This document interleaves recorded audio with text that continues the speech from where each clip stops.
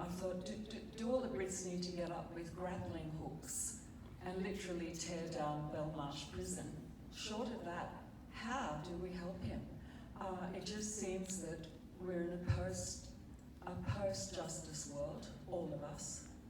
How do we help? How do we save his life? Where is the leadership? What do we do? Well, I might have a first go at that. I mean, one thing you would expect your government to do is to not just do quiet, almost invisible diplomacy.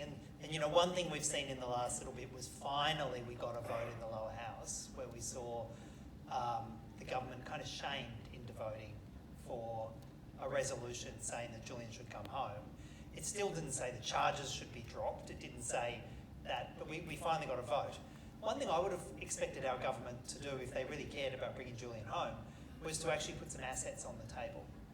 And actually, instead of just saying to the United States, well, we're going to, you know, be a little bit noisy about it, or we might finally say something about it, actually say, well, do you know what? Some of our cooperation is on the table. If you're going to treat one of our citizens like this and want to put him in jail for life and potentially kill him for just spilling your dirty secrets, well, I'm sorry, your US Marines are going to have to go home from Darwin. Or the B-52s are going to have to go back from Darwin. Actually put an asset on the table and put some pressure on. But, you know, both Labor and the Coalition just seem utterly incapable of pushing back at all against the United States. And, you know, I was sitting there, this is the second time I've seen the film, and I was actually looking at some of the analysis of power and about how power operates and how we're so, you know, supine to the United States. And it's, you know, we see it in our relationship over AUKUS or military bases. We're seeing it at the moment in refusing to sort of call out the United States and Israel over Palestine. You know, that utterly, I think, bankrupted approach we've shown for that as a government. But then I was also reflecting on, you know, one of the characters you see fleetingly through this is former Prime Minister Scott Morrison. You see fleetingly the former CIA, Trump's former CIA director, Pompeo.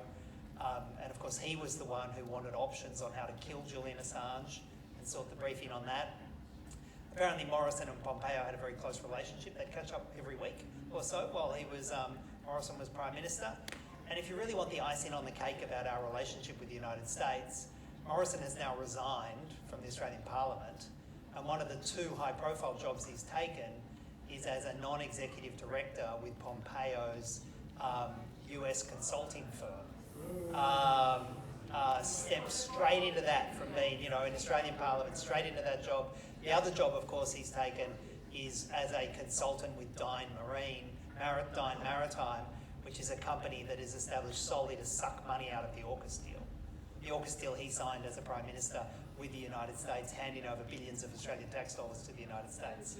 So, you know, I think we should analyse the power, and we should demand our government actually have an independent foreign policy, demand our government be independent and actually stand up for an Australian citizen, and that means putting assets on the table.